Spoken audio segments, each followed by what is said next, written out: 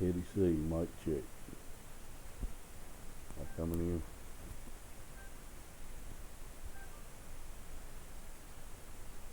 You must be the only one that has a bell rung for my channel.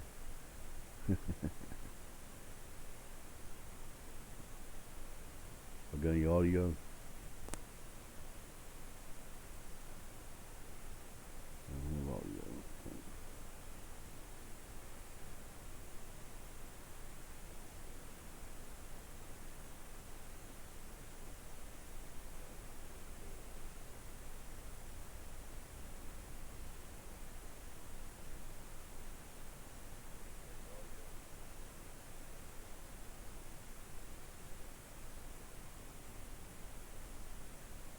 What's up, Teddy? Can you hear me okay?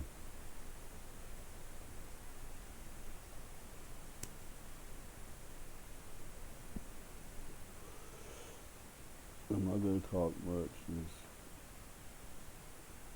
This is Dale from Beyond Imaginary Curve. Been watching his journey for the last 4 years now. Don't know him personally. I definitely agree with the way he, like a bulldog, objectively inquires. Low audio.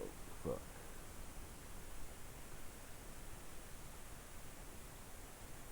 See if I can turn that up here.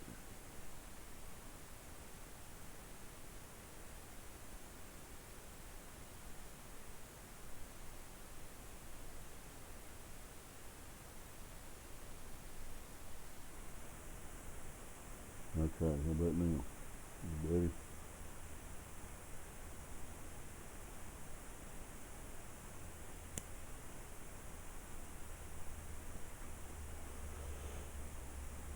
No, yes.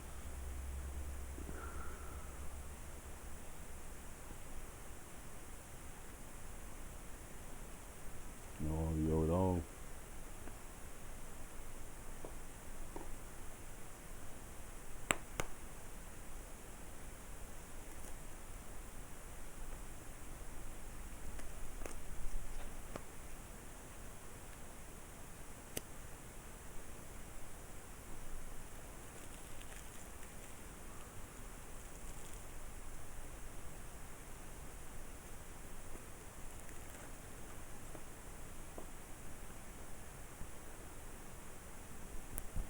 Mic check, mic check.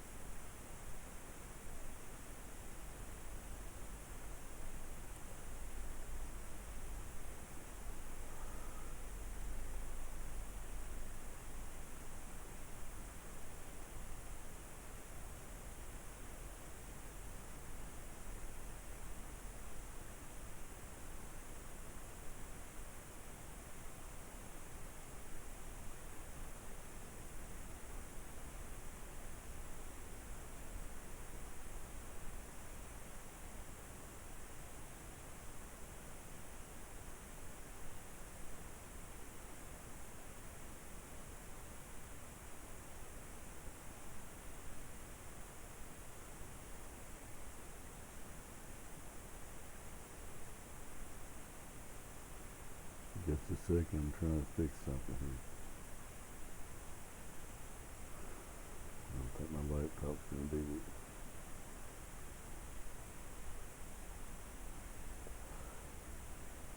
Audio's still low, huh? Fuck.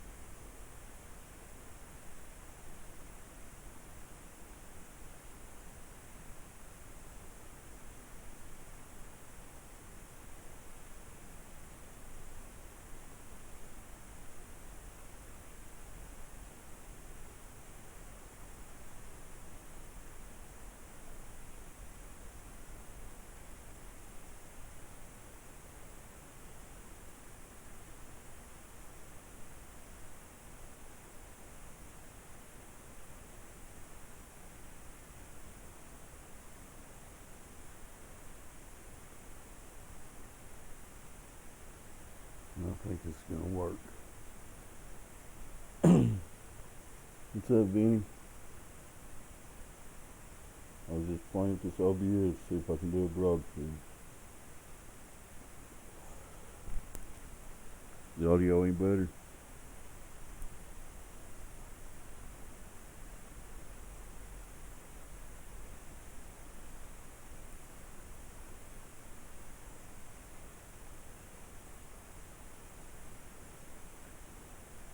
Save changes.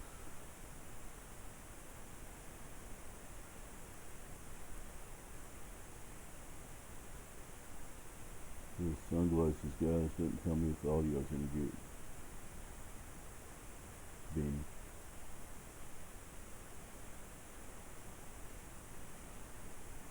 Anyway, I'm just gonna see if this works. Y'all tell me if you can hear the video. Like I say, I don't know Dale. I've been following his work for 3 or 4 years. I like how he objectively inquires and doesn't put up with bullshit. So I agree with what he's talking about as far as you need applied pressure to create motion.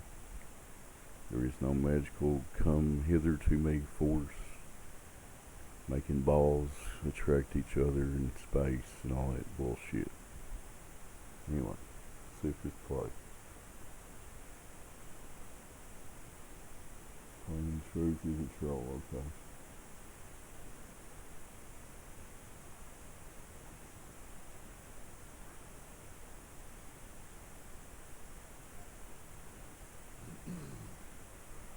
So tell me if you can hear it or not. Right, take that back to the start. Chaotic comments.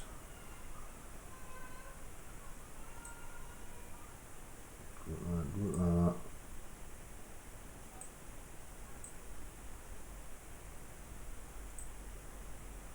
So just bear with me, I'm just making sure I've got some stuff here that I was looking for. Let's wait till I get started talking here. And when you start to remove the fallacious reasoning in your mind and you start to become somebody who takes control, what I would term a direct realist, of your own faculty in these terms and these words, and that's probably a false conception of what they actually think's going on. So we're going to attempt to understand gravity and suction and attraction and all these words and pull and all these people keep coming out with. So give me a wee second here. What else was that indeed? Right. There's morons here. Right. How is all doing, people?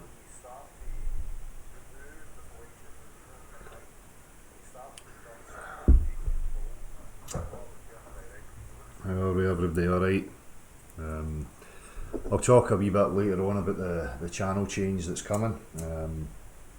What's going to be happening here from after this here on in. Pretty much I can just give you a wee quick. If the only thing that's going to be happening on a live is either going to be a presentation or if somebody requests that. Somebody tell me if you can hear the audio or not, please. Instead of calling each other trolls. I'm trying to figure out OBS.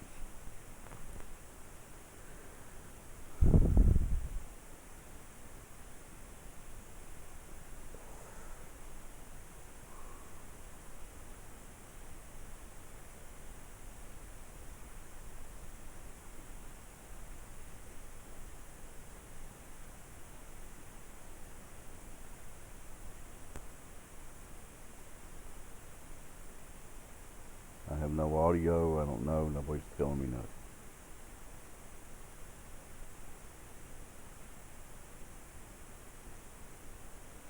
Audio good, thanks Ted.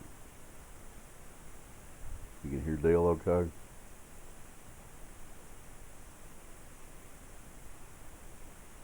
Like I said earlier, I've got 4 people viewing. I don't know how many people watch this, but I'm just trying to cut through the bullshit here along with Dale here in Scotland. As far as I can tell, he's an objective inquirer. Doesn't put up with bullshit. he's making a very good point about this lack of this magical pull force that these globers need to hold their spinning space water ball together. I'll play a little bit of his hangout here. I don't know if we'll play the whole 2 hours or not. Enjoy. They've got something to offer, then by all means you can email me that at the email address above. Other than that, I've not got any patience anymore for opening up to general public. I'm tired of the social aspects of what goes on places like YouTube. I've got too many other things in my life to be going on with, and this topic's always something that's a passion of mine, and my attention sometimes gets pulled and drawn into stuff that it doesn't have to be. The social games that go on here, we'll talk a wee bit about that later on, and some of the things to look out for, and what you can be subjected to. So I'll get to all that. That's secondary to what I want to focus on right now.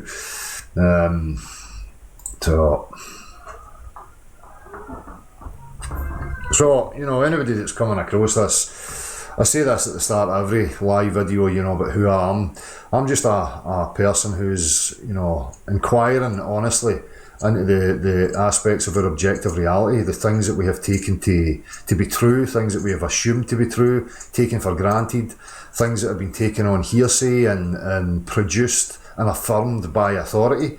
And when you start to remove the fallacious reasoning in your mind and you start to become somebody who takes control, what I would term a direct realist, of your own faculties and your own discernment, you start to realise that there is so much bullshit going on in the world in regards to what we're told about our objective reality, what people are calling science, in regards to things like the heliocentric globe claim, and also the existential narratives that mathematicians and theoretical physicists are, involving themselves in. For me, science and what I call science is not about any of that. It's not about pursuing narratives or perpetuating narratives. Science is merely an inquiry into the objective.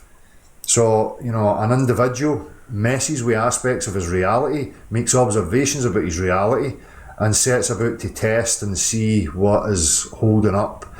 Now, that's the same here for me, and in particular, I agree 100% what he just said. Objective reality. What can we test? What can we prove?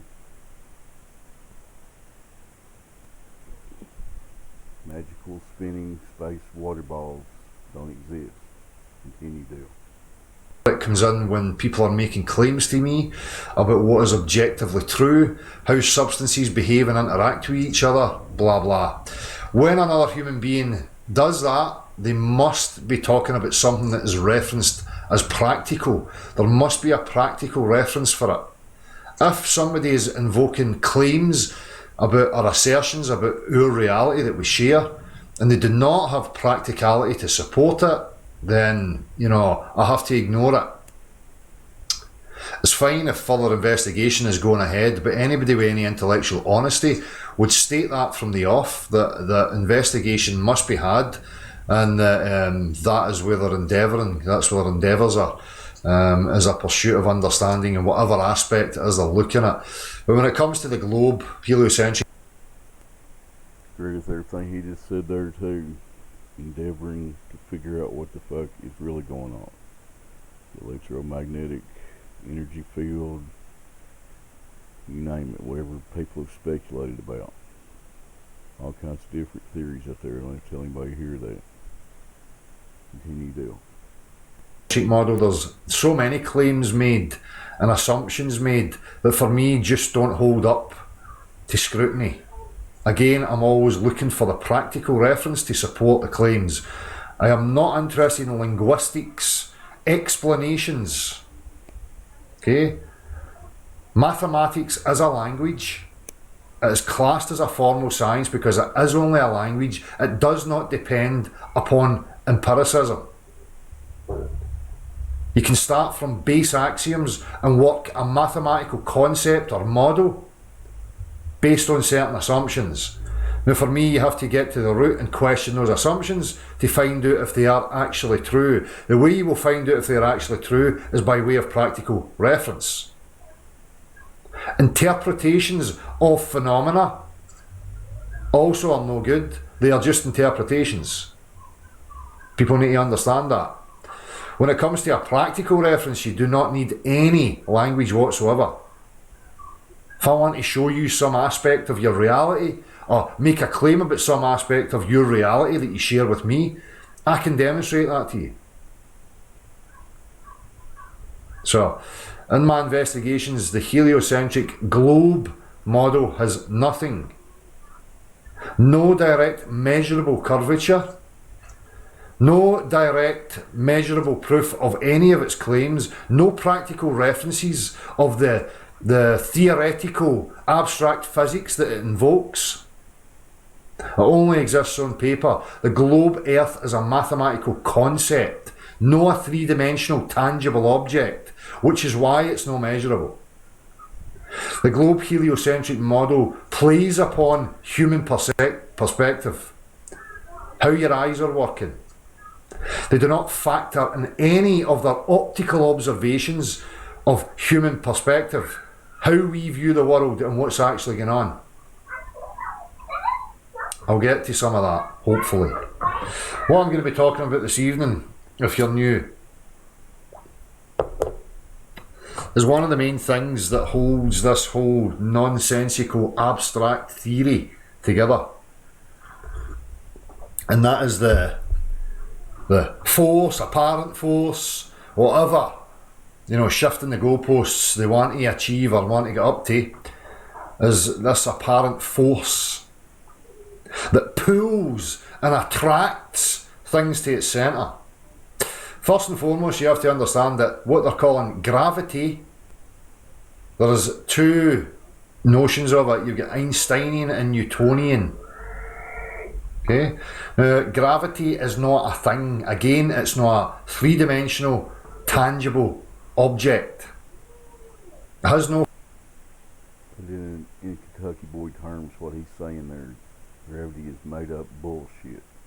Continue, Dale. form.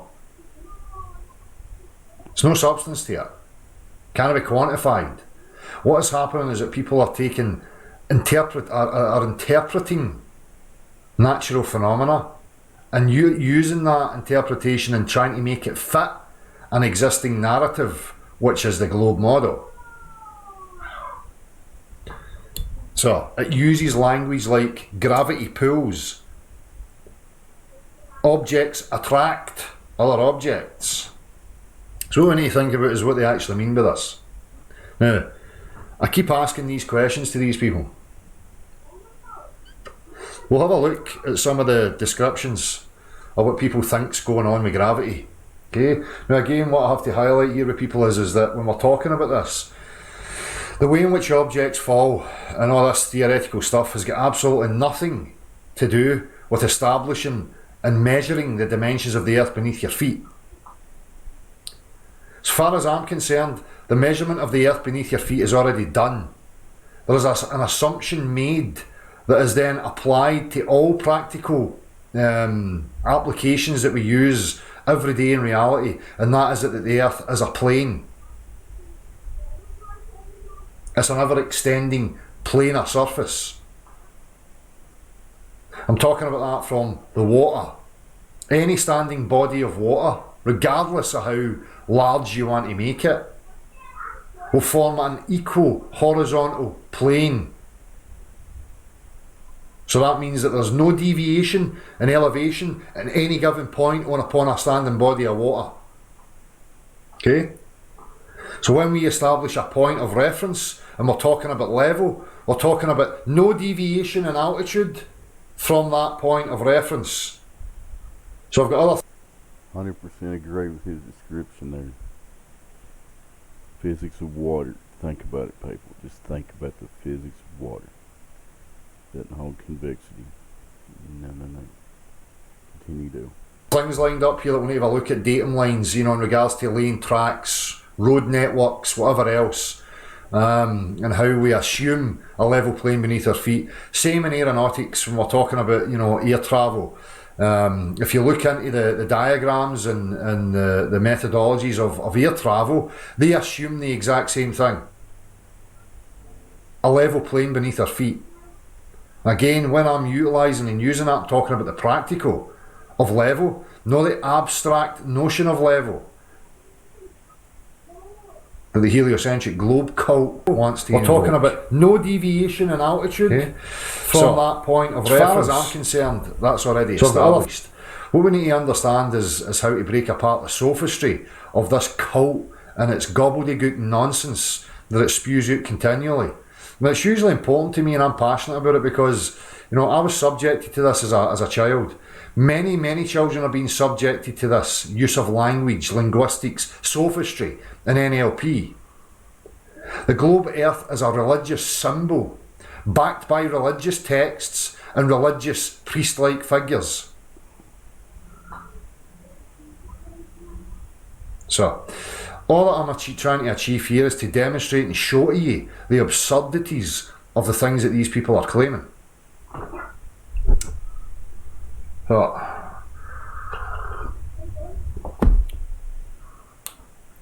let's just first have a wee chat about pull and attraction. Now, I keep posing these questions to people. Anybody that's been here already knows this, you already know it. So if you're looking for entertainment and new fantasticalness, you better go somewhere else. Because repetition must be had. We have to keep going over and over these things until people start to grasp it. Until the dishonest ones out there start to concede that they're being dishonest and that they have it wrong. So when people are talking about pull, okay, pull is a description of bringing something closer. Just to reiterate what he just said there. People being objectively honest about this investigation need to admit that they have it wrong about this magical pull force. To create motion, you need applied pressure. Continue to. What's that wrong? To something else. Push is a description of taking something further away from something else. What we're interested in is the mechanisms behind motion and acceleration. In order to achieve bringing something closer to you or making something go further away from you, you need to apply some sort of pressure, okay, which you could use the word push. So everything requires a push source, right? Something interacting with something else and having an effect. Okay? Now, when the globe is talking about attraction and pull, it's talking about invisible stuff. We can get into aspects here of looking at it as like some sort of flow of energy or matter and what might be causing that flow. But we can go to that. But this is, as far as I'm aware right now, this is not what they're invoking. Although the Einsteinian perspective of gravity is something like a flow, but it's on a 2D plane. A flat, linear plane. So, to me, you know, I keep asking them, what is this gravity doing? This invisible force. Does it have invisible? Remember, you know, every practical reference that I can demonstrate to you and that you can demonstrate to yourself, motion being achieved requires a pressure from any direction in order to make something move. Okay? So is this gravity, does it have invisible, like, rods or threads that reach out? So we've got an object, and this gravity has invisible threads that are reaching out and latching on either by hooks, hooking themselves in, or like suction cups that are latching themselves onto objects, and then it's being retracted inwards towards a centre. Or are these invisible tentacles coming out and going round the back of the objects and applying a pressure inwards? Because that's exactly what would have to begin on. And this is where they start to dance and avoid and try and ridicule the factual aspects of real physicality in regards to motion and acceleration.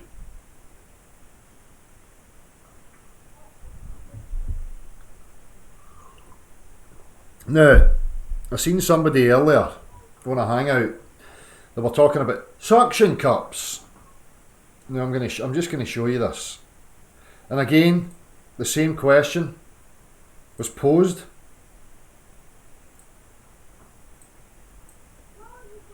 So we're not interested in any of the gobbledygook, we're just interested in the physics here. And two on the shoulder, they're quite easy for me to.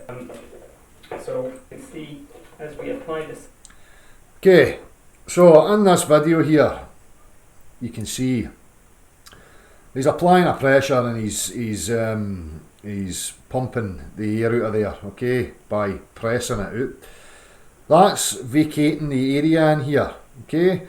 Now this person's trying to invoke that there's a pull happening here. You can see the skin, the flesh, you know, raising into this area. So the question I'm asking him is that does the air within the suction cup, is it, you know, does it have invisible rods or hooks that hook into the skin or attach onto the skin so that as the air moves outwards it draws the skin inwards? Or is it that the body's pressurised and that we can't have a vacuous empty space because it doesn't exist? And as you try to achieve that, whatever is there is going to try and fill that void. It's going to be pushed inwards by everything. Okay, I'm going to pause it for a minute and see if I can figure out why it's lagging. See if my stream is healthy. What the fuck?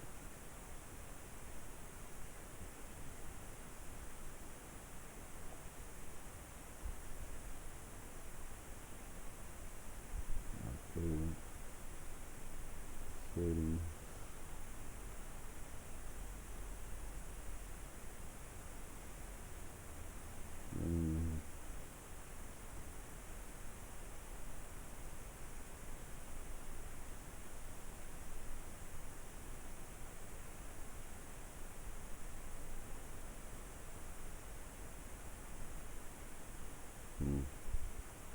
I don't know what it's like. Fuck.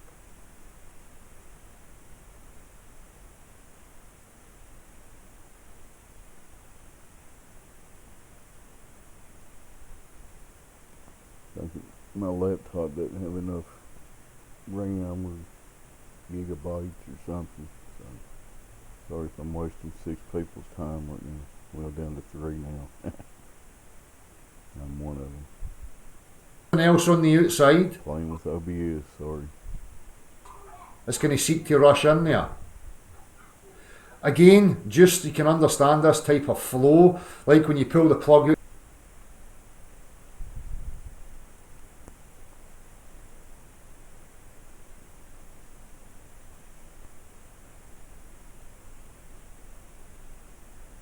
Better hear me than Dale.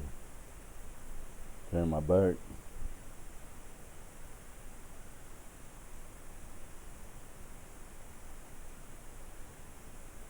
Hell, get back on. Anybody hear me?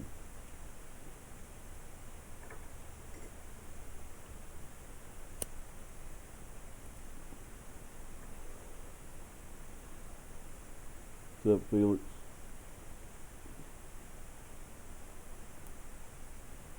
Y'all hear me or not? Let's see if I can keep playing this. Near the end of this. So let me see. So, people with me so far?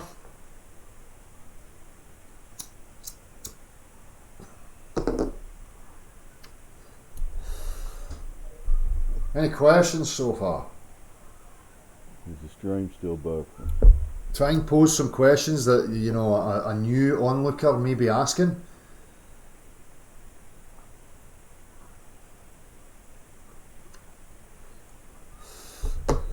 As this Spurs came on here, you know, this is the thing I was trying to, it was him that was showing this, and this is what I was asking. You know, for whatever he's trying to invoke with pull. Well, what's pulling? The air? The air hooks itself into the skin, or attaches invisible suckers onto the skin and draws it in. What are you talking about? Is it still buffering? Can somebody answer me in the chat?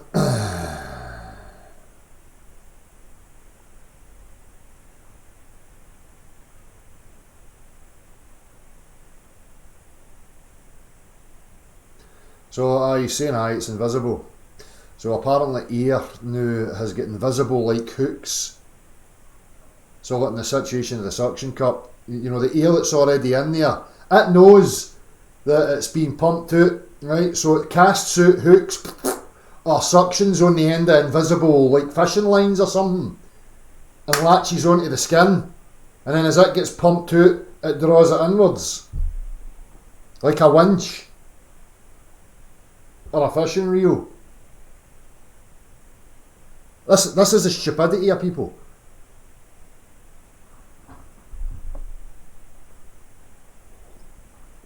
Read the definition of what? I'm not going to put my attention to any of your fucking bullshit or anybody's bullshit, okay? I've had enough of this now. So, read the description of what? Hurry up before I move on to the next aspect here.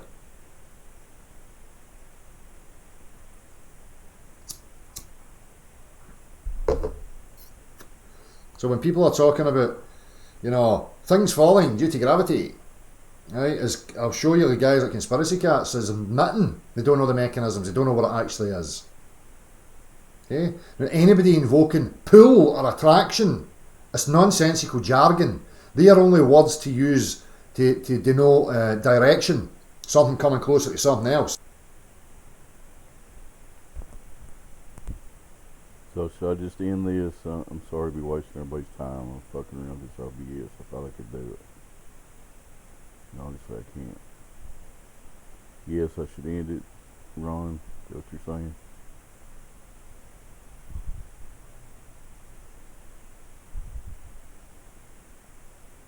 This is constantly buffering for y'all. I ain't gonna waste everybody's time. Plus you can watch this on his channel. I'm just making this video to make a point. Yeah, you know, I don't know Dale from Adam. I just watched him online for the last 4 years. I've watched him objectively inquire about this subject. And I respect his approach and his opinion. You know, he doesn't put up with bullshit. You know, all this online bullshit. Personalities and trannies and trolls and shills and all this shit that muddies the waters. We can't get to the damn point of what we're trying to accomplish here. Anybody even hear me? I guess my audio ain't working now.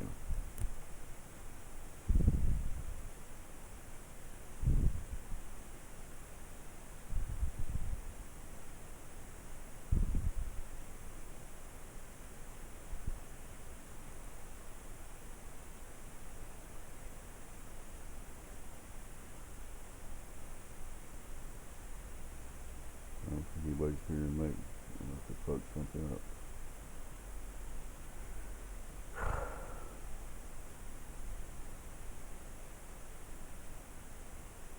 Can y'all see what I'm typing in the chat?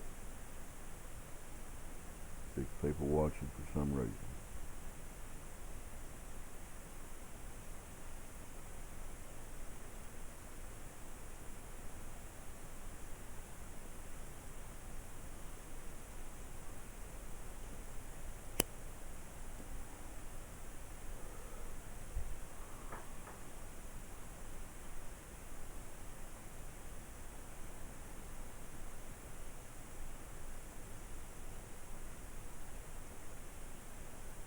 Thank you, Steve G. You hear me?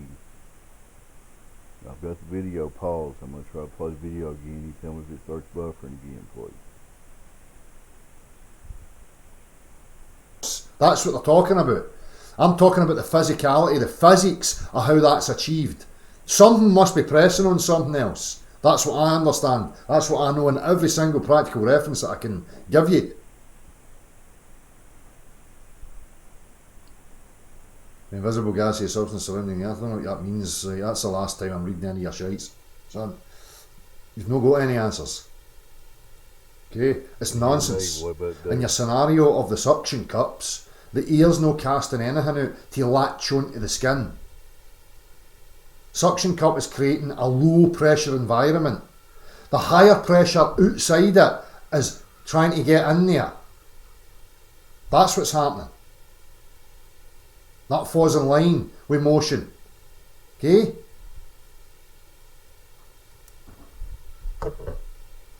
Okay. Can you hear the video? Yes, so again I'll ask you this. Does this invisible stuff, this air, or whatever it is you're trying to invoke, is it casting out invisible, rods, or wee hooks, or suction cups? I mean, what do they look like? Do they penetrate the skin? Can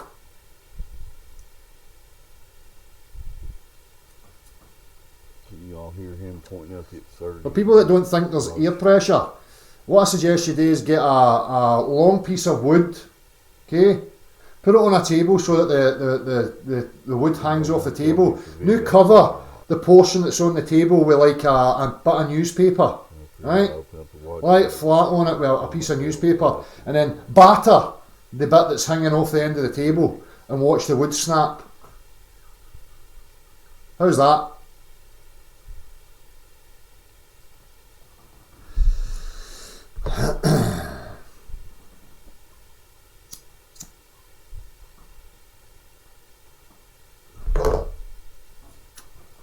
So anyhow,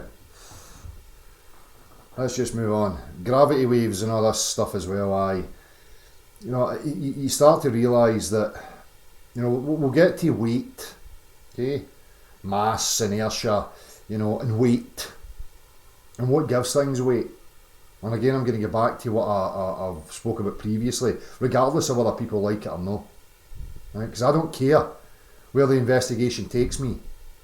The investigation takes me to a place that people don't like. I couldn't give a fuck. You can call me all sorts of fucking names until you've got something practical to bring to the table to show me otherwise. That's where I'm going.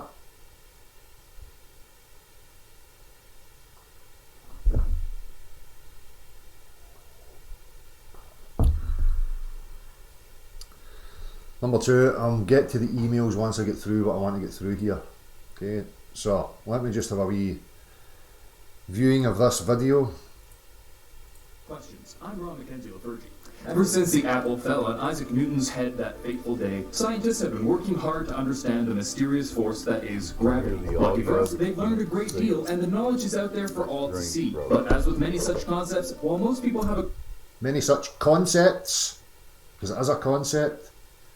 Now here, you can see what I was talking about earlier. You get this three-dimensional, idiotic cartoon sphere sitting in a linear 2D plane. Just as I was talking about earlier, like making a whirlpool in water, okay? Or getting a, say you had a small beach ball, okay, and next to it you had a bigger beach ball and you pushed it downwards, okay? That's going to cause a dimple in the water. Now, the water's going to push inwards into that direction, and that beach ball is going to get pushed in by the inrushing water into that region.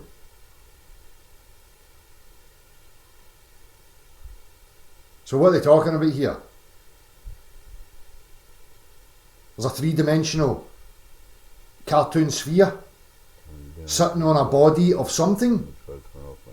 They call it space-time. What's that? Can that be quantified? Does it have substance and mass to it? What is it?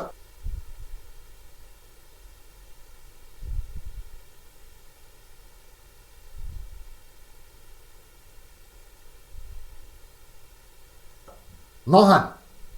It's gobbledygook. There's issues surrounding this model of a globe Earth, and this is why they're invoking all this rubbish to try and support it. Because they know something has to be moving.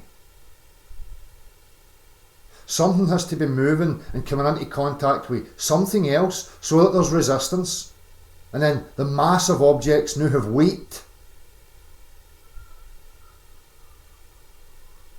But grasp on it, rather few understand completely how it works. Well, exactly. How it works, because it's nonsensical crap. That's how nobody can get a grasp on it. It's lies, it's bullshit. Misdirection. Remedy that. If you want more science videos... Well, let's remedy that. This Smarty Pants here's going to fix it all for us. Our biggest science questions playlist on the channel. Now get ready, it's time to ask the question, how does gravity work? Sir Isaac Newton discovered gravity in 1687. No, he never discovered gravity.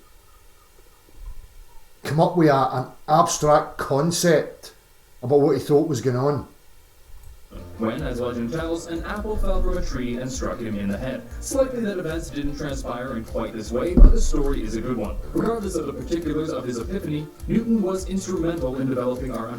We could go on about how work was already achieved and done by the tree and its growth, pushing upwards, pushing outwards, from an inner core and pushing outwards in every direction, from the trunk, the branches, right into the seed, and expanding outwards from the centre. Pushing outwards. No pulling inwards towards centres. Pushing outwards from a central point.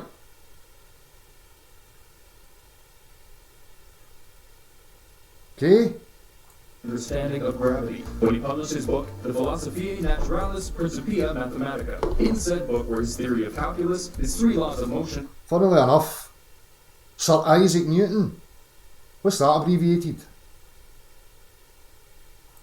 And of course, his theory of universal gravitation. Since then, scientists have expanded on the theory, and we now have a solid grasp on this seemingly... See again here, this is what I'm saying. This is why they show you all this rubbish, like your granny's knickers stretched over barrels and drums, right? Because they have to utilise real tangible physics, like flow and pressure, right? And then they need to extrapolate that out into abstract nonsensical land to try and fit this cartoon sphere with people upside down relative to you, what bodies of water bending and clinging to this nonsensical potato rock. And how I agree with everything you just said there. Think about the absurdities that people believe in this thing we're living on. Continue to. how you can have pressurised gaseous environment adjacent to vacuums without equilibrium happening. This is why they're coming out with all this nonsense cartoon crap. They need to take real physical references and try and superimpose it onto a cartoon.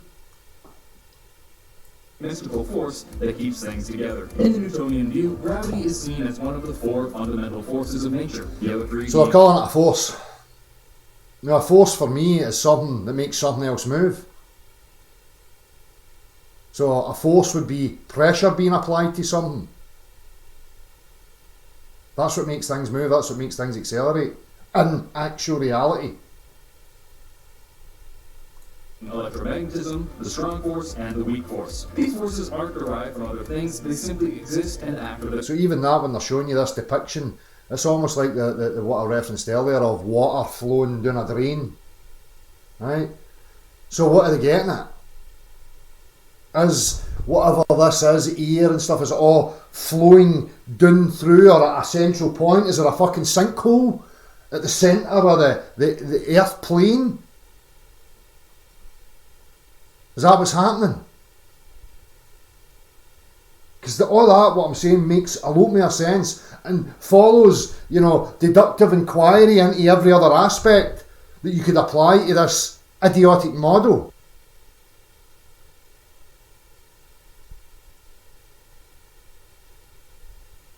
That come out and latch on, either stick themselves onto it, or hook themselves into it, or go round the back of it and bring it towards. They know that's idiotic garbage. So this is why they've come up with this nonsensical garbage. Oh, there's an invisible fabric. It's two-dimensional linear plane, and the Earth's sitting in it, and that's causing it all to bend in. So anything that comes into that region is being pushed in by the flow of this invisible fabricy stuff. It's been pushed from the back here inwards. Of mass. This theory has expanded on Newton's, making it more generally applicable. However, for the sake of brevity, this video will focus on the Newtonian view of gravity, as it remains a fairly accurate description and provides a nice groundwork for understanding later theories. We may touch on the theory of relativity as well as other gravitational theories in later videos. So back to Newton's gravity. I noticed that the only thing you get when they're talking about this stuff's cartoons, sketches on blackboards, wee diagrams, language. There's nothing practical to reference. According to the theory of gravity, all objects with mass are drawn to one another. Objects with greater mass have stronger gravitational pulls. So again, how's that happening? So we'll take one isolated object in space. What's it doing to what is this thing that it's surrounded by? What's it made of? So you've got an object in it, and it somehow contorts that region. Then anything that comes into the vicinity of where it's contorted gets pushed in by a flow of something else that's going into the region. I mean, what are they talking about? This pull was instrumental in the forming of the many planets, stars. This pull was instrumental. Asking the questions again. Alright, so you've got a planetoid. What's it doing? Casting out invisible lines with hooks in it. Oh, I'm fishing for moons. Oh, I've hooked one. Now I'm going to fucking wind you in, you bastard.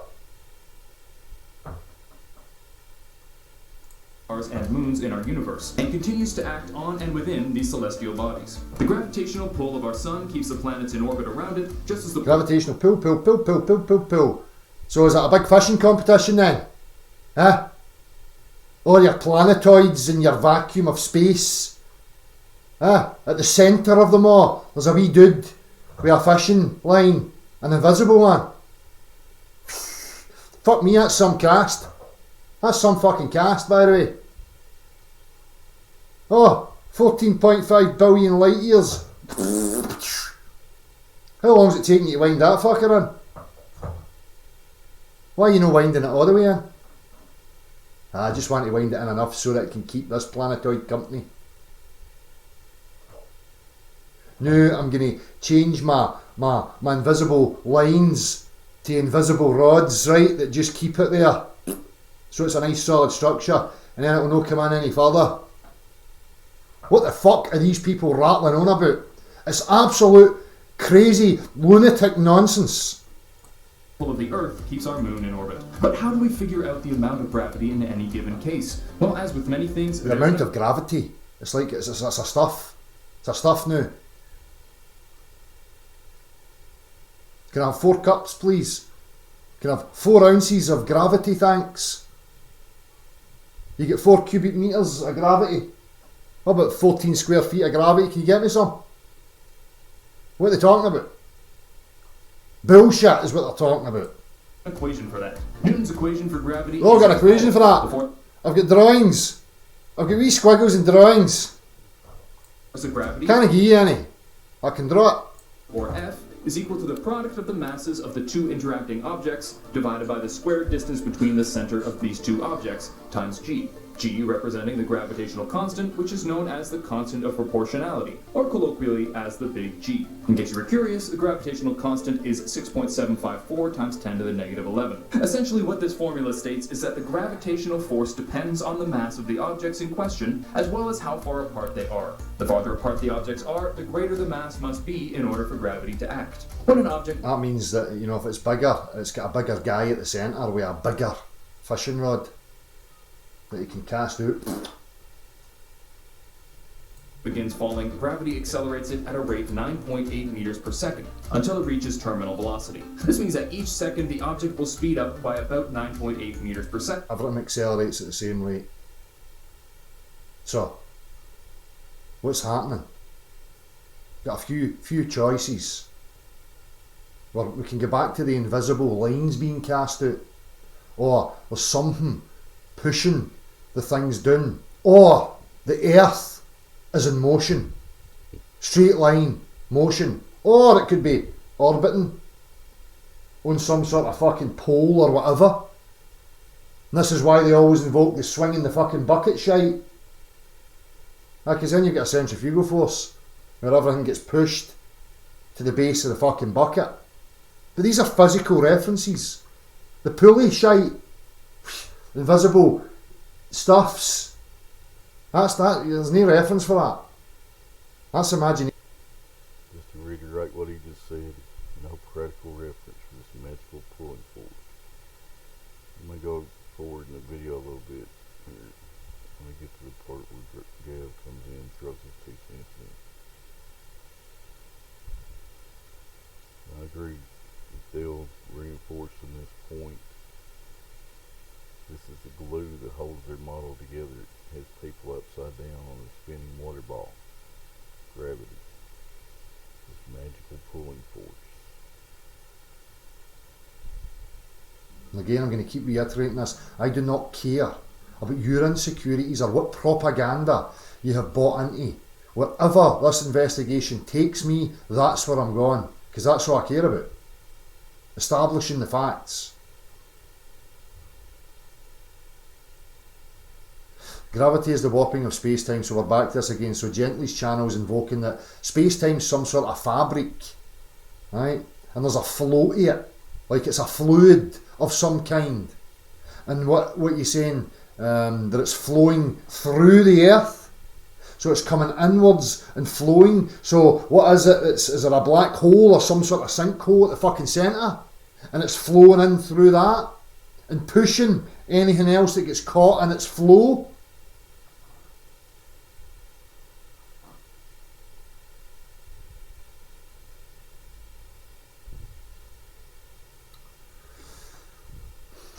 Alright, my man. How's it going, mate? Nice sound. Still, Good. can't see you, but Oh, hold on. Hold on. yeah, Aye, hold on a wee second. Can you hear me? I can hear you alright. I know I see you. Aye, right. I just had to change that camera thing there. So let me see here. How do I cover this? And will that be shown if I share you here? Hold on a wee second here.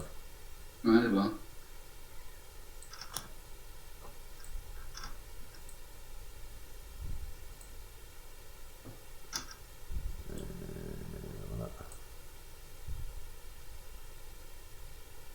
We should be alright. You hear me? I can indeed. Alright. How's it going, mate? Aye, sound. Right. All good. Evening, folks. Aye. So I'm just back to discussing this stuff again, you know, because I'm not letting it go. I'm not letting it go. So Absolutely. I was reminded of it this week, Dale.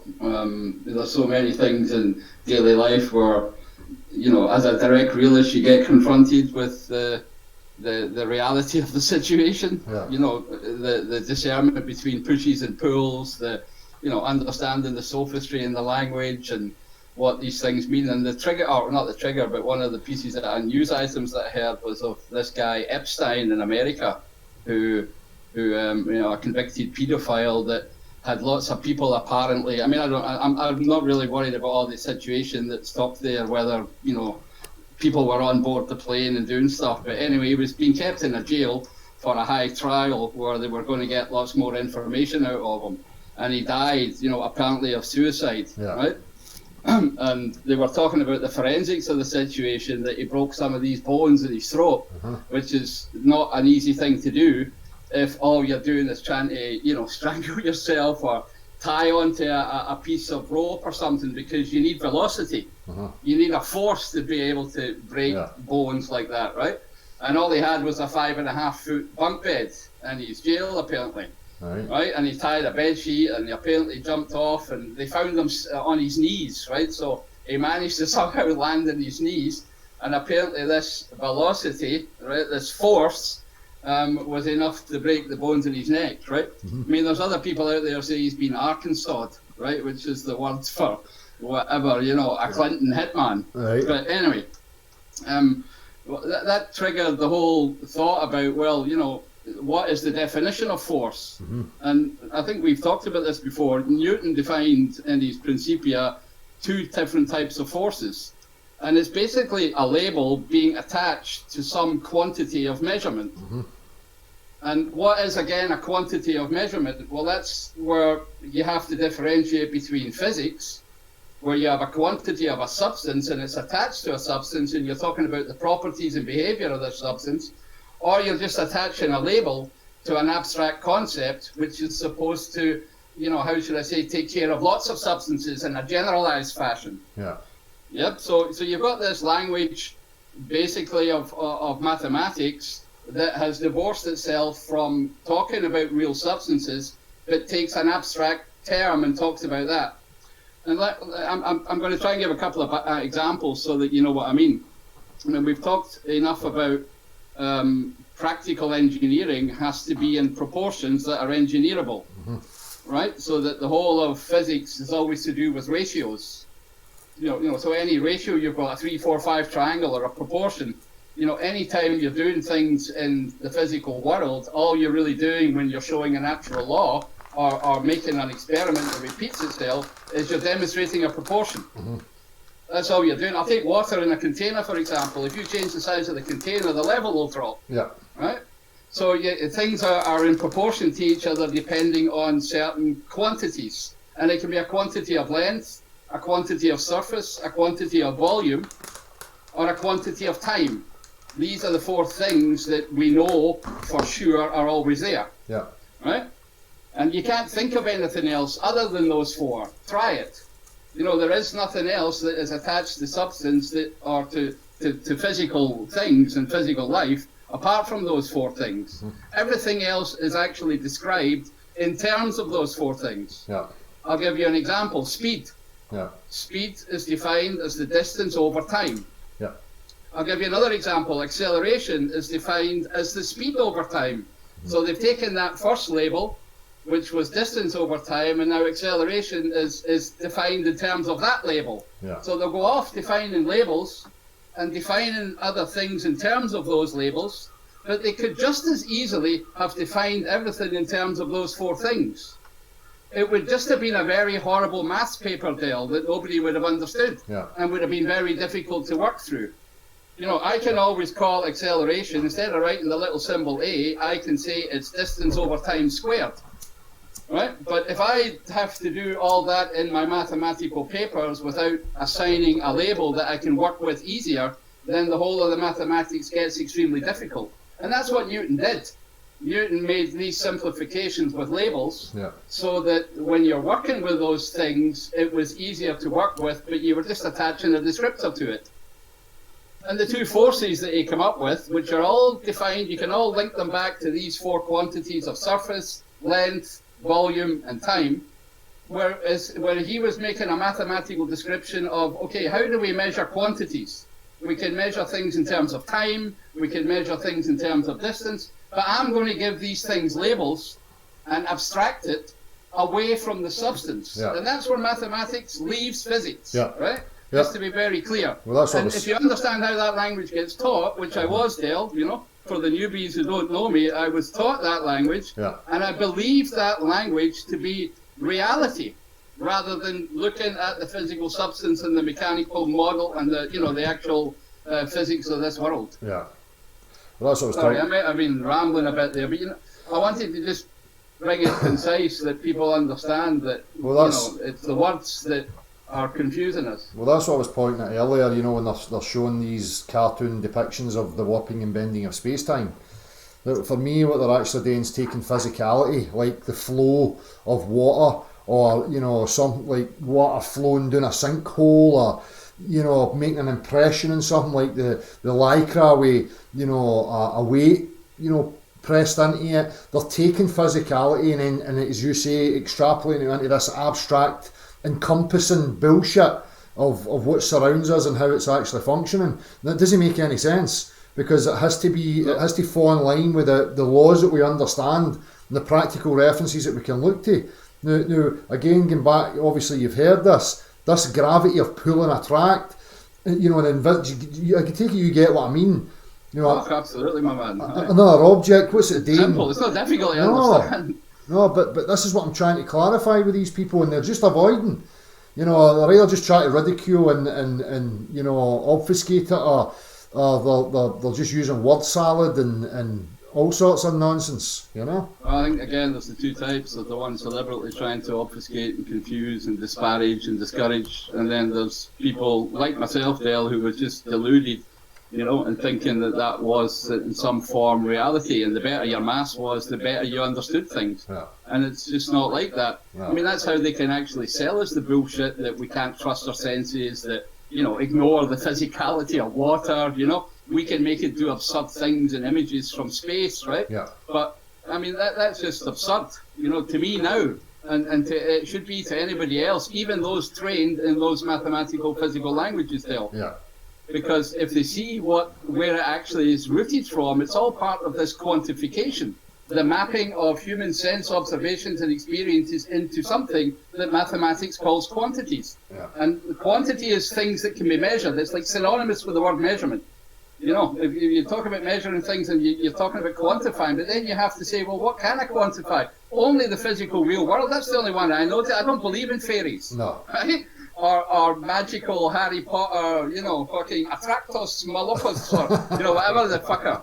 You know what I mean? It's you know, and if people, you know, get that, and especially the academics that, you know, they've just been lost in this language, deliberately or unintentionally, I don't give a fuck, but they need to snap out of it, Yeah. you know?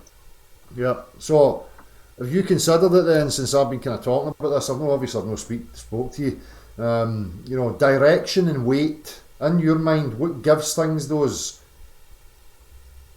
Well, it has to be an applied pressure of some sort on a specific surface area, Yeah. and it'll be going in a specific direction if we are in some kind of plenum, Dale. Mm-hmm. I mean, there's, you know, again, we're back to this velocity thing. You know, applied pressure will produce a velocity in a substance, in a mass moving forward. Yeah. And first of all, you can think of it in a billiard dish in a horizontal way, and then think of the perpendicular one where things are falling in the plenum, Yeah. right? And those things are, you know, obviously you require that to get going. So There's no other way to do it. That's what gives things weight. Well, this is what I'm saying. You know, for me, getting weight, you have to have something to resist it. So You there need has substance. to be so substance has to be there to resist it, so that you have that weight. But what puts us in that position then is it's either, for me, it's like something flowing inwards and through that's pushing everything, trying to push everything down through the earth, or it's the earth that's in uniform motion coming into contact. I mean, I can't find any other possible scenario that could be going on. No, well, I'm fully with you on that. Yeah. And it doesn't matter whether mathematicians now take abstract models, give things labels, and say that they're quantifying and measuring things with instruments that are out with our control, right, and out with our ability to know whether they're true or not, yeah?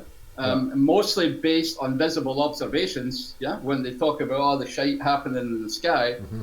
So, yeah, we can't allow them to do that, Dale, Yeah. right? We have to either hold them to one of these two explanations, or if they've got another one, then come up with it. But it has to be, you know, tied to our common senses and to our ability to quantify the world around us. Yeah. And I mean each and every one of us, not Yeah. some, you know, guy in an astronaut suit Yeah. faking it. Aye.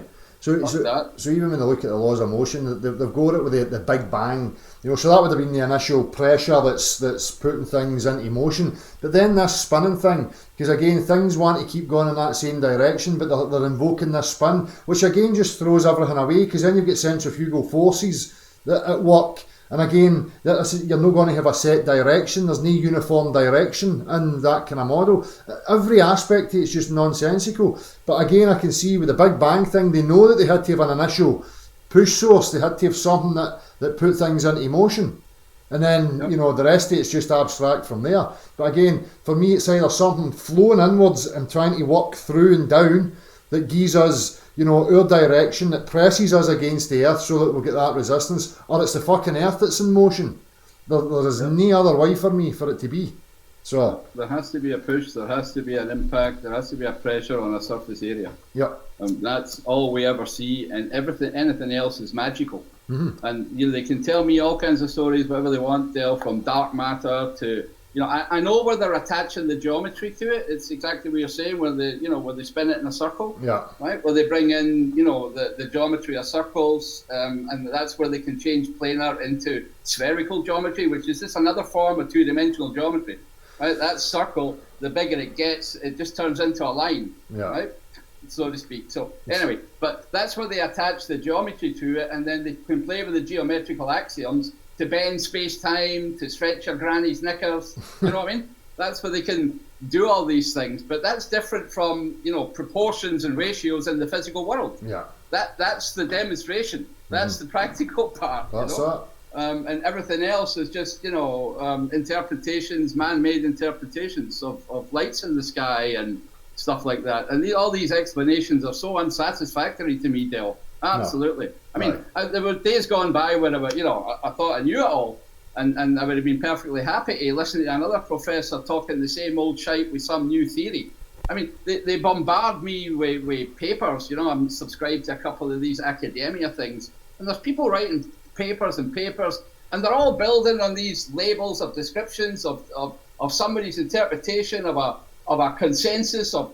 You know what I mean? It's all just shite, Dale, right? Exactly. Nobody's getting to the nub of the fucking question like you do, and bringing it back to real simple that everybody can understand. Physics, actual physics, physicality. Actual physics, exactly, not mathematical physics. Exactly. Right? Well, this is the difference. All they've got is this language, this linguistic aspect here. There's no practical reference for it. There's no demonstrations for what the stuff that they're invoking. It's nonsensical and it's contrary to everything else that I can practically reference. So something's wrong. Either reality's lying to me or these fuckers are lying. Sure. Well, I know which one it is. Exactly. And one other thing that's kind of cropped up in my mind in the last couple of weeks was how in mathematical physics, at least, again, going back to the ratios of 10 to 1 or 100 to 1 or 1,000 to 1. Yeah. How they come up with these immense numbers. Right, like 10 to the 37 billion light years away, and then the really small numbers, again so small, and that all to me is just a manipulation of ratios, right? Whether it's 100 to 1, or 1,000 to 1, or 10,000 to 1, just depends on the scale that I choose, Dale. Yeah. It's a mathematical choice, right? Yeah. So my feeling is that these things are actually much closer to us than we realize. I'm of the opinion that they're actually just outside our sensory perception. They're not 10 to the 37 away, but the answer is just outside, if you know what I mean, Dale. And that they play and they give us all these big numbers and send us off into, infinite space, because I think the answers are much closer to home. Yeah. If I look at things like whatever Royal Rife and his optical equipment, or Keeley, when they're talking about, vibratory physics and cavitation and acoustics, all these things are just out with our audible range, but they still have a massive effect on the physical world. Yeah. So, my feeling is that, they tell us these stories because they know the answer's very close to us and we might find out. Yeah. Well, that's just a bit of speculation on my part. Aye. Well, for me, there has to be something that is encompassing all of this. I spoke about that the last time, prime mover, ether, whatever anybody wants to call it. It all has to be, connected by some fabric or some thing that's there. We don't know exactly what that is right now, but it has to be there. Because again, you can't divorce yourself from physical reality. No. Then you're just in metaphysics. Yeah. And then classify it as such. Come open, put it on the table, and we can discuss, speculate and metaphysics all the time, Dale, but don't sell it to me as the real life. No, and that's my problem. It's been sold and packaged as if it's factual and real and relevant, in particular to fucking vulnerable children who are just adapted enough to be able to question these things fucking properly. It's just bombarding them with pseudo-intellectual garbage that fucking seems, right, and it's stamped with an authoritative approach. And that's just bullying. That's cult-like mentality, and I'm opposed to any of that. So fuck them. I think it's got to be questioned, and these types of questions that we're discussing. This is what I'm going to take to the universities the next time. Yeah. And that, the problem is the innocent ones involved. That when I say innocent, nobody's innocent. Everybody has an active choice to make, Yeah. right? But are the ones that are in the cult of repetition, because they're not even, applying any critical thought, Dale. No. I would have counted myself to that one too. Yeah. You know what I mean? Yeah. Just going in and in the cult of repetition, appearing to be smart, pretending to be smart, Yeah. not thinking you're smart. Exactly. And having that, how should I say, the ability and the rhetoric around that specific language, Yeah. most on paper and little symbols, right? You never talked a lot. No. If you were to ask a mathematician what do all these symbols mean, he would have real difficulty transporting you and giving you a good physical analogy. Yeah. And that's sad. Yeah. Right? Because Yeah. he's so far away from the real world that, he's lost it. And that's where they're all at when they Exactly. invoke that stuff. Yeah. So for all the heliocentric globe people out there that are paying attention to this, for me, Yeah, I think everybody gets the points these guys are making. I agree with everything they're discussing here about practical reality. Let's skip ahead here a little bit and get ready to go to bed.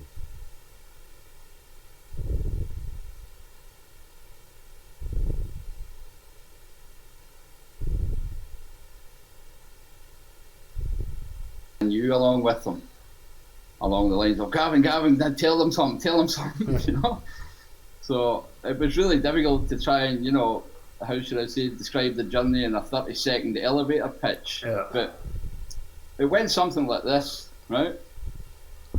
I said, obviously a creation is something, an intelligent design is something that I have come to believe. And I've come to believe that through seeing through the nonsense that's being pushed to me that is physically impossible and which contradicts my everyday experience of life. Yeah. Example, water, example, pressure. Yeah. And then I just went on briefly to really have a real good laugh myself at all the stories that they tell us there, because they seem to have pushed it so far that you just can't believe it anymore, right? Aye. And if you give some of the examples, the nonsense where they lost 28 tons of telemetry data from the so-called moon trip, Aye. and then the excuses they come up with, like, we've lost the technology and we can't reproduce it. Yeah. It's like somebody saying, all right, I know how to build cars and electric motors, but I've forgotten how a bicycle works, Aye. I mean, fuck off. Exactly.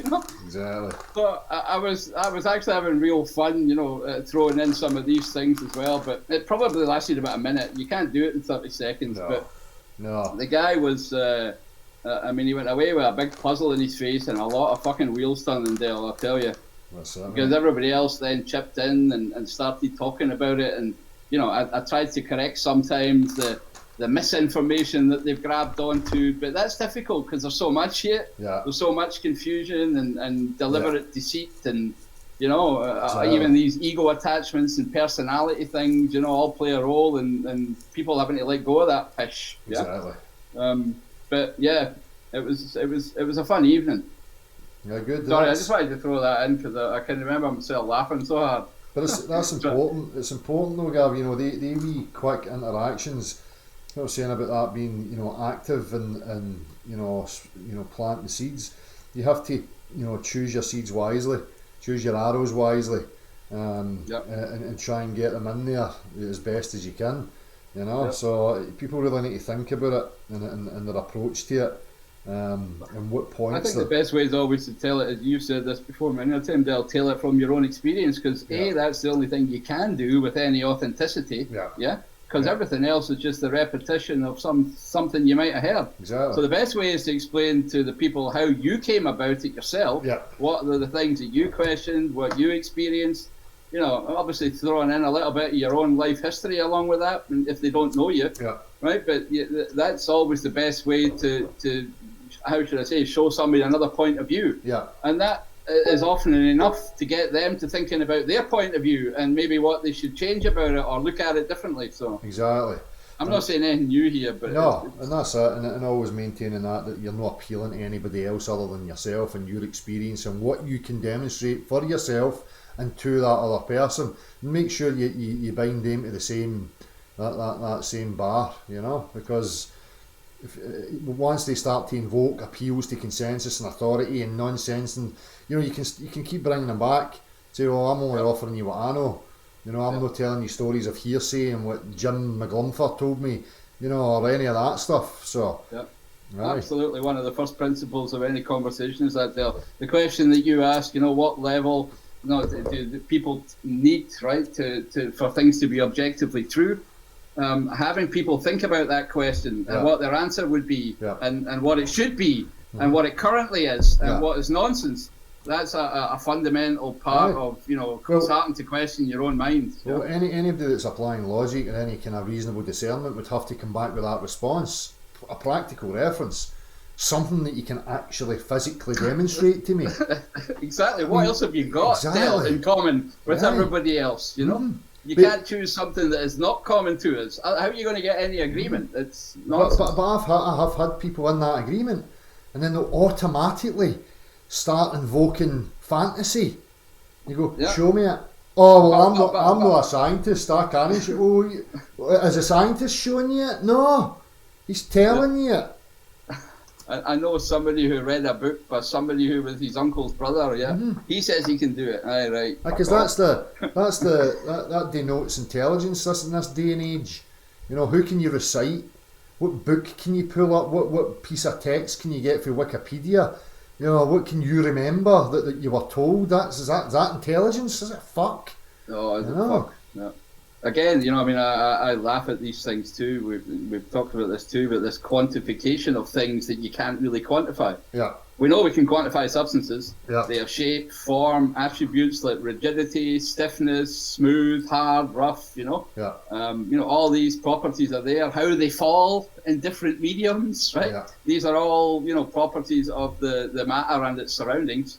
But when they start to talk about trying to quantify things that, are not part of that domain, Dale, then that's when you have to start believing in their assumptions. Yeah. And that's where you tied up into debates and all that pish, and not things that are objectively true. Exactly. So. Exactly. Have we got a visitor? That might be Andrew. Andrew, how you doing? Sorry, just 2 seconds, Andrew. I don't know how you pronounce this name. Taish or Taish or whatever. I'll thanks for the email. I'll have a wee read at that. Obviously, you've asked to keep it stum, so I'll read it and I'll get back to you. Cheers for that, Andrew. How you doing, mate? Good, mate. Yeah. I've just wanted to say something on top of what Gav was saying. Just something that I've sort of realised recently, and been getting a lot more back into engineering and not farting around with nobbies on YouTube and these stupid things. What do you think your satellite dish points at? I mean, fuck.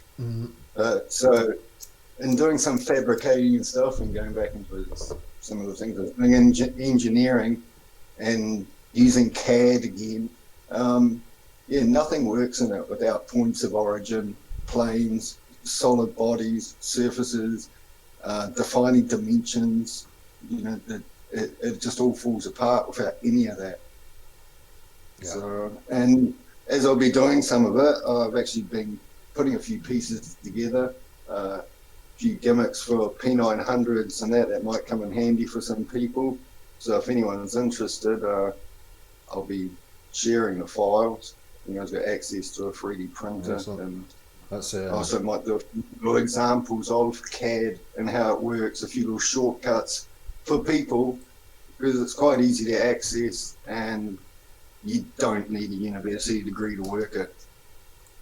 I'm just getting your channel here. I'm just going to post you into the chat box, mate, for anybody that's looking.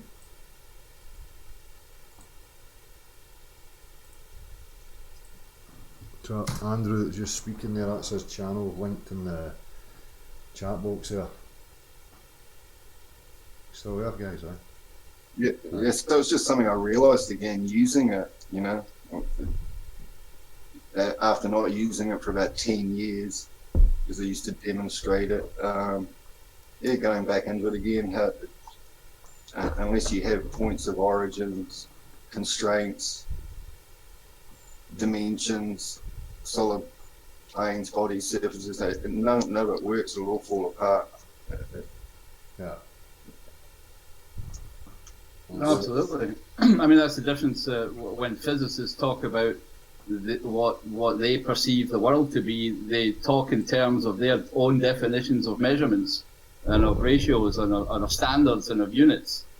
And what they've done is apparently mapped for the whole of humankind our, how should I say, common sense direct reality into these variables and quantities and units and standards and measures.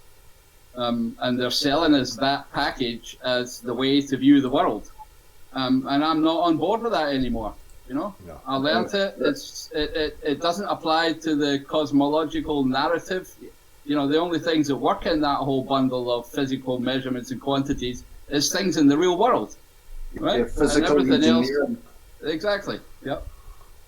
That's the only thing I place where I think there should be standards. There's the standard, and it's the only way that you can have a nut fit a bolt, and someone can produce a 10 mil bolt and someone can produce a 10 mil nut, and because there's a standard and it's agreed upon, and that's the only place for it.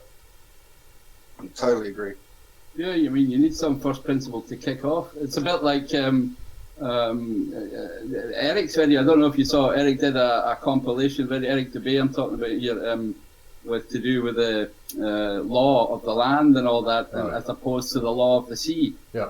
The law of the sea being, the Maritime. uniform convention that everybody's agreed on, but the law of the land can be different according to culture, location, the people. Yeah.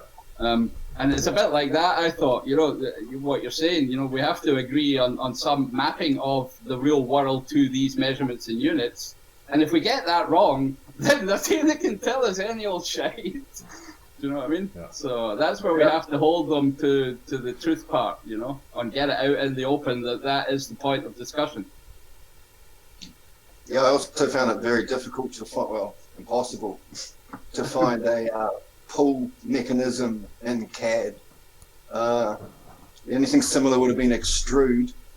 Everything else was prep. Snap to guidelines. And even when you're mechanically operating it, it was all just based. It was all just based on pressure on planes and surfaces. Yeah. It's That's it. Absolutely. There are no other physical quantities. Yep, these guys are nailing it. Practical reality and applied pressure to create motion. Somebody wants to show a practical demonstration of this magical pulling force. Contact Dale here. He'd be glad to know about it, or you can send me an email, I'll forward it. Looking for this magical pulling force. It's back. Let's see what's going on. Here.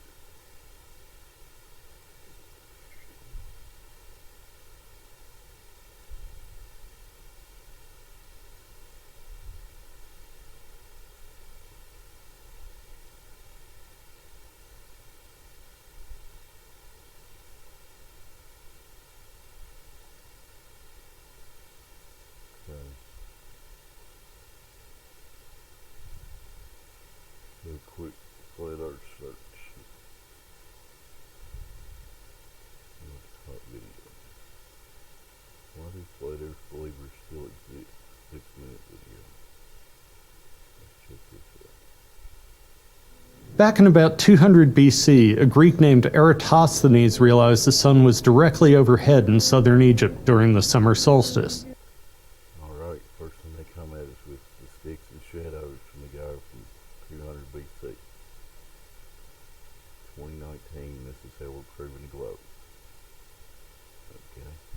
Okay. He knew this because the sun could be seen reflected off the water at the bottom of deep wells. But in Alexandria in northern Egypt, this wasn't the case. Eratosthenes realized he could calculate the angle of the sun by measuring the length of a stick and the shadow it cast. With that angle, and knowing the distance between the two locations in Egypt, he could calculate the circumference of the Earth. And he did this with a surprising degree of accuracy, considering that a lot of the measurements he used to do so were pretty crude. There's something notable about all of this. The Earth can only have a circumference if it's actually round. We knew that the Earth was round over 2,000 years ago. The only problem there, buddy, even your guru, current science guru, tells you if you're dealing with more local sun, which is closer to the Earth, you get the same result. So your first proof doesn't prove anything. Go ahead. How can it be possible people are still arguing about this? To some extent, in our everyday experience, the Earth sure does look flat, but this belief can only exist if people ignore the centuries of evidence that have accumulated since the time of Eratosthenes. Centuries of evidence. If you read King's Dethroned, you'll see how the astronomers looked up in the sky and did math, basically. So that's what you're going with as evidence. Now, what about physical measurement of curvature? For example, people sailed around the globe in 1522 and have been filling in the details ever since. We even developed the Circumnavigation. They'll even have to address that.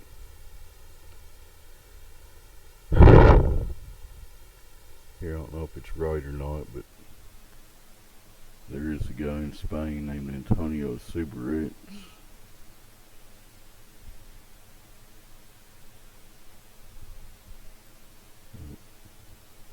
Claims to have a pretty accurate map.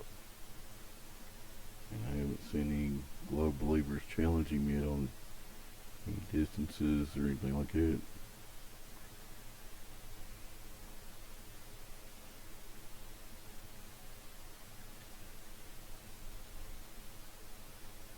Bear with me for a second.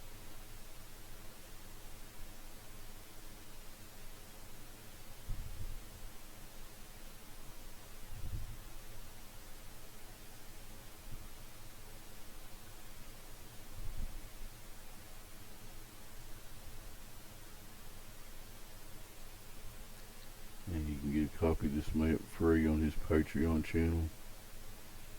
If he wants to look at his map. Well, that's coming up. Okay.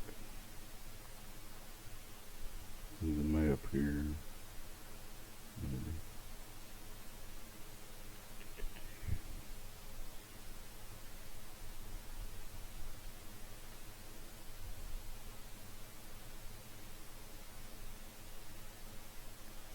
There it is.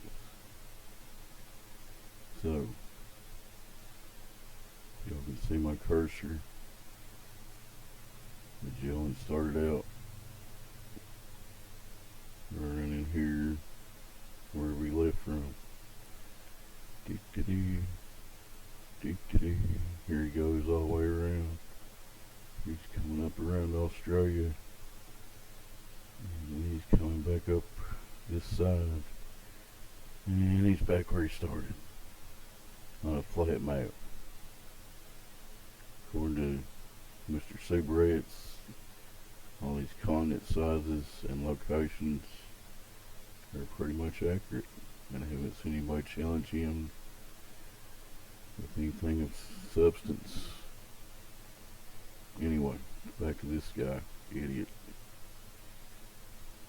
The ideas of latitude and longitude in order to track our progress across the sphere of the Earth. We've been looking at other planets and stars since Galileo developed. Good point. You've been looking at other planets and stars. You've been looking at lights in the sky and making up shit about them. The telescope in 1609, and all of those are spheres. We now know how planets form and how gravity will shape anything with as much mass. We now know how planets form and gravity shapes anything. You can't even describe what gravity is. You can't prove it. As the Earth into a sphere over time. We've now gone high enough into the atmosphere that we could see the curvature of the Earth ourselves. We've even done so from the vicinity of the Moon. Multiple countries now have space programs based on the idea that you could put stuff into orbit around the Earth. But you don't need to be NASA to see this. All you really need is a big balloon and a good enough camera. That's put it within the reach of high schools and universities. But despite the ever-growing evidence, It's funny, man, how the high altitude balloon footage comes back flat, but you're pushing it here on your little video. flat Earth believers have been with us the whole time. Back in the 1800s, one flat Earth proponent even took a bet with Alfred Russel Wallace. He's the guy who independently came up with the theory of evolution. Wallace used to be a surveyor and knew how to test whether the Earth was round. To do so, he used a 6-mile stretch of straight canal. He put 2 poles, one at either end of that stretch, and a third one in the middle. The third one clearly stood out above the other 2, indicating that it was raised to a higher level by the bulge of the Earth. He just totally misrepresented that whole experiment. If anybody really wants to see what really happened there besides the bullshit he just said, just look up the Bedford Level experiment. Eric Debate covers it in several of his videos. Total bullshit. Continue.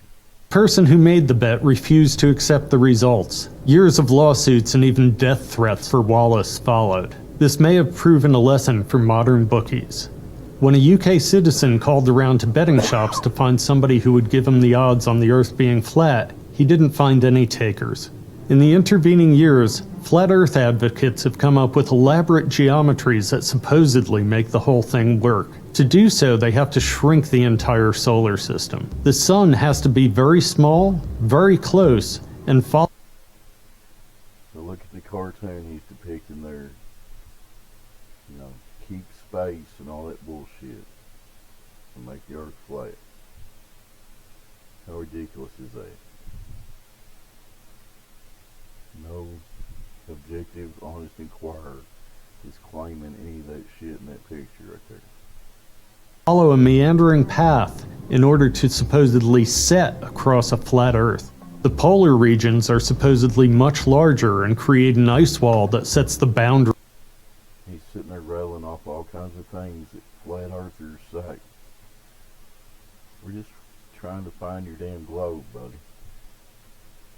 On the flat Earth, and they reject the entire idea of gravity. To them, satellites are all fake. None of this makes any sense, but it's what you have to believe if you think the Earth is flat.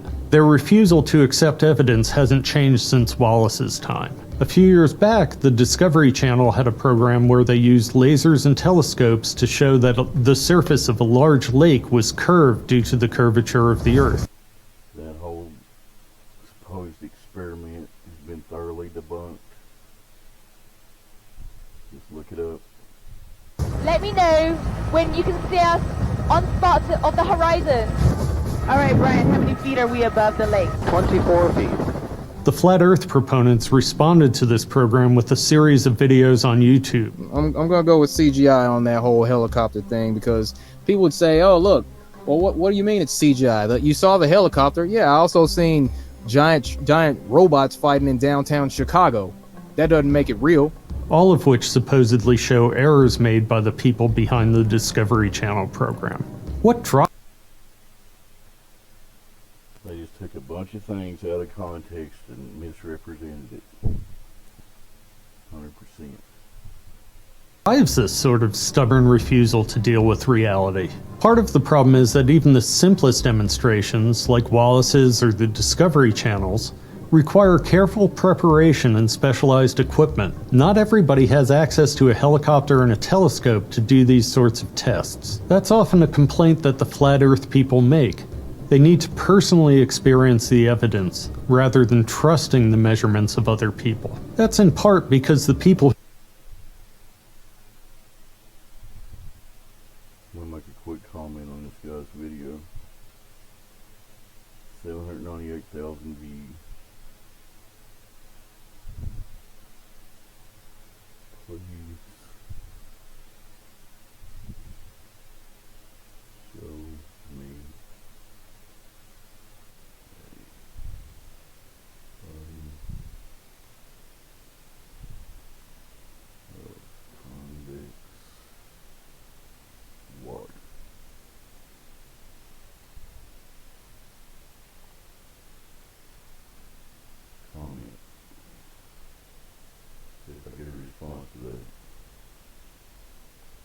who do these measurements are often experts, and society's trust in experts in general has gone down.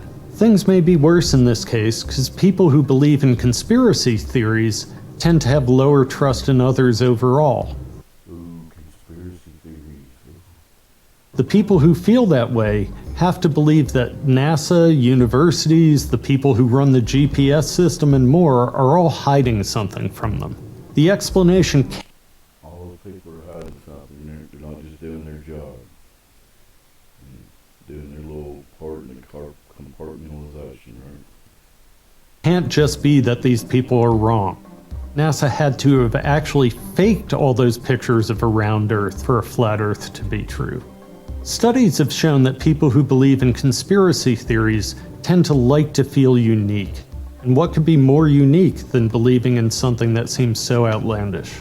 Conspiracy theorists also have a tendency to believe in nonsense that sounds profound. The technical So ironic, this guy's talking about people believing in nonsense. And he thinks he's on a spinning space ball.